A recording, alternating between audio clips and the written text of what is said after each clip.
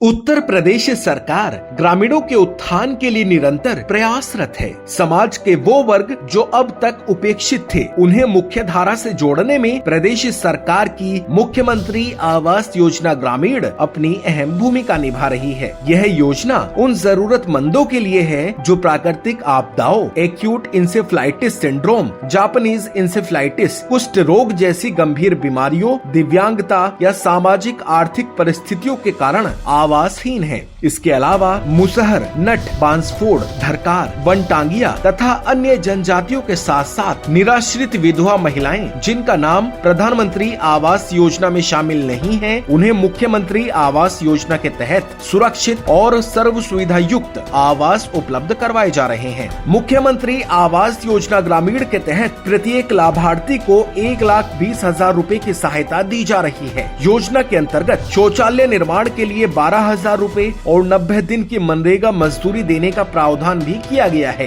यही नहीं, लाभार्थी को बिजली, गैस, जल कनेक्शन जैसी बुनियादी सुविधाएं भी दी जा रही हैं। 2018 में शुरू हुई मुख्यमंत्री आवास योजना ग्रामीण के तहत अब तक प्रदेश में 3.5 लाख आवास दिए जा चुके हैं। मुसहर वर्ग को 48,000, दैवीय आपदा के शिकार लोगों को 78,000, दिव्यांग जनों को 71,000, वनटांगिया वर्ग को 5,000 एवं जनजातीय आबादी के लाभार्थियों को भी बड़ी संख्या में घर दिए गए हैं। इसके अलावा इस वर्ष निराश्रित विधवा महिलाओं को भी 50,000 आवास दिए जा रहे हैं। जनपद खीरी, प्रयागराज, जौनपुर, वाराणसी, मिर्जापुर, बलरामपुर, कानपुर नगर, कानपुर देहात और सोनभद्र में आधारभूत सुविधाओं के साथ क्लस्टर में आवास निर्माण किया गया है। सोनभद्र जनपद में प्रदेश में सर्वाधिक 8 विकास खंडों के कुल 11 क्लस्टर में 600 घर बनाए गए हैं, जिनमें से अधिकांश आदिवासी समुदाय के हैं। इसमें बाउंड्री वॉल, संपर्क मार्ग, खेल मैदान, पानी की टंकी, cattle shed, MNREGA park, anganwadi केंद्र, सामुदायिक भवन, high mast light, open gym और इंटरलॉकिंग के साथ साथ जल निकासी के लिए नाली इत्यादि की सुविधाएं भी दी गई हैं।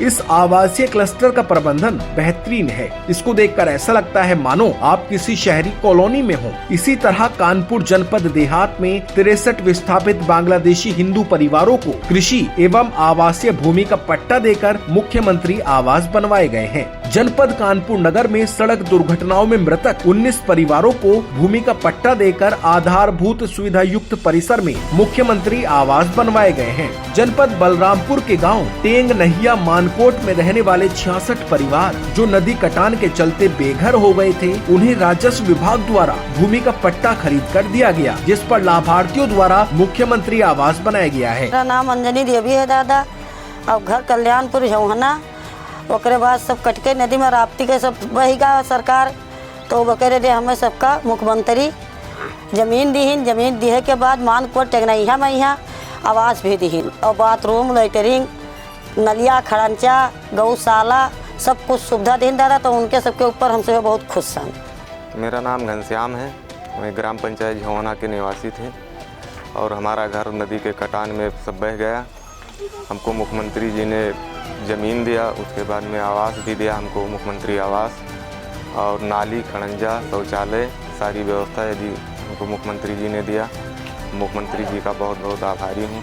मुख्यमंत्री जी के चरण में प्रणाम करता हूँ। इस परिसर की सुविधाएं भी देखते ही बनती हैं। जनपद ललितपुर में सहरिया जनजाति, खीरी, बलरामपुर और बहराइच में थारू जनजाति एवं गोरखपुर जनपद में वनटांगिया वर्ग के लोगों को मुख्यमंत्री आवास योजना ग्रामीण के तहत घर देकर समाज की मुख्य धारा से जोड़ा गया है। मैं सरियापारा की रहने वाली हूँ, फूल कुमारी मेरा नाम है और पहले मैं कच्चे घर में रहत रहा हूँ। अब मैं मोदी और ओगी के द्वारा मैं पक्को घर पाऊँ हूँ, तो मैं बहुत खुश हूँ। बहुत बहुत धन्यवाद मैं देता हूँ।